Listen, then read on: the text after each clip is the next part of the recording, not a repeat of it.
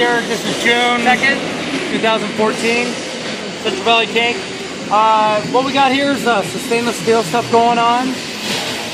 This particular tank right here is just get finished. We're having it tested, doing some radiographs and some special testing on it. What we got going on here is we have 5 tanks. These are the roof sections right here. These are going to be 20,000 gallon tanks for the Cardi job. And here's some of the rings that are pre-rolled. And we'll be getting ready to stack them. We're going to go inside and I'll show you some stuff in there. Okay, what we got in here, we're inside. This is my stainless steel department. This is kind of where we keep some of our stuff and supplies.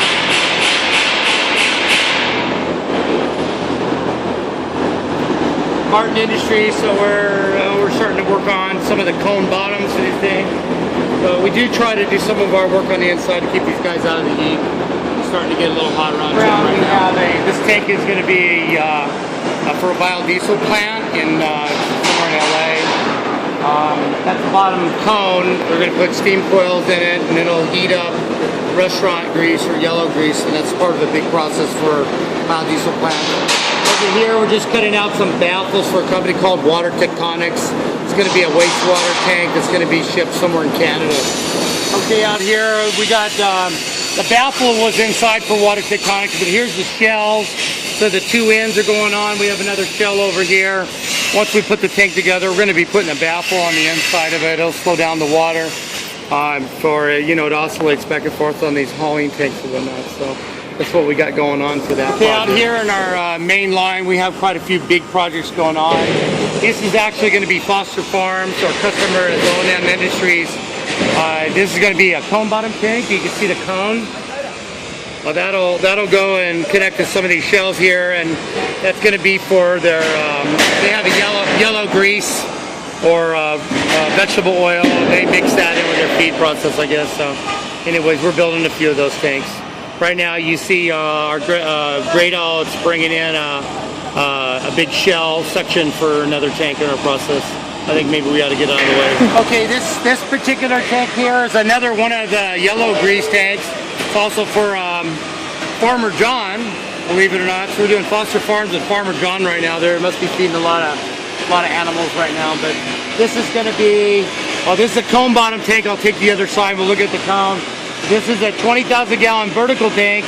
It's got a John Manville fiberglass insulation on the inside with the aluminum corrugated shell, and we're running steam coils through the bottom of it, and this tank's designed to be hot. That's why the insulation is on it to keep it cool. This is the cone bottom section.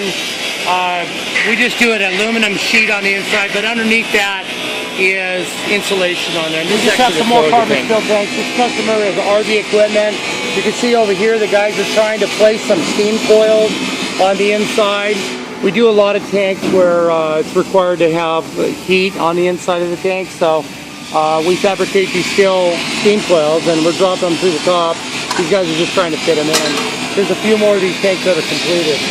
Over here down below, that's tank. He's our inspector, welding inspector. He doesn't wear his hard hat usually, but he doesn't practice safety measures here. But he is actually inspecting the tanks. It's pretty cool to have him. All right, so now we're in the back of the shop here. This is where we do a lot of our sandblasting and painting. Right here, this is another Foster Farms tank. We're doing 2 jobs for them right now. This is just the top section. The cone is going to go on the bottom. We'll add another shell there and it'll finish that job up. Ultimately, in the end, it'll be insulated with a corrugated all. It'll look just like that. And over here, this is Pacific Urethanes. This company here actually is responsible for making all the urethane memory foam beds. So my buddy Neil Silverman, he's the main project manager for Pacific Urethanes. Kind of cool. But that tank will hold some kind of chemical that makes those beds. Wow. Okay, the tank here in the back is a 10,000 gallon double wall UL 142 fuel tank. It's actually completed and we're storing it for a customer getting ready to ship it. It will actually have diesel or unleaded. I think the customer's going to go to his Union 76. Okay, what we got over here is it's a continuation of the Foster Farms for O&M Industries. What we're doing is we pull all the shells and we get everything pre-set, pre-prepared. So these are just going to be rings. We mark everything so we keep track of it. So this is kind of our method. If you turn around over here, you'll see O&M Industries #1. Those, you know, those shells will be attached to that tank.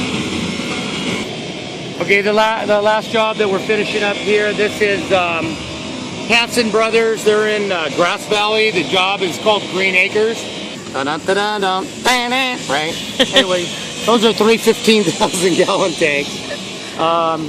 We're just getting ready to sandblast and paint them, get them completed. Or they cut them in the back of the yard, so we're getting ready to get them prepared. In the back, you can see some ladders. I guess we can go look at those. Well, one of the things that has been kind of a way we manufacture here is we buy our steel directly from a big service center, so we buy in coil form. So all of our rings, when we are fabricating our tanks, like in the background for an O&M job, they actually pull off exactly how much steel we need to make a ring. And it already tries to kind of have a memory to have a roll on it anyway. So this way here, we don't have to run sheet through and roll it. It speeds up our process, and then ultimately we only have one seam when we bring the two ends together. So for quality control and doing the faster job, that's kind of how we do it here. So all of our tanks usually see us with coil. Over here we have 5 small, they're 62-gallon tanks. These are going to go actually to Pacific Urethanes as well. These are UL 142s. That's what the brass labels are on them. The special license we have for flammable combustible liquid. And the base is a containment berm. Those things will be mounted on that. And then over here we have some ladders that we've a lot of these tanks we do, people want to get up to the top of the tanks or whatnot, so these are just OSHA approved ladders with cages and whatnot. So these are all painted, ready to go, and this is the last process that we have out here. I guess it's been a little while since we've done any updates, so this is actually June 2nd, 2014. That's kind of what we got going on, so we'll do some more here in a little bit.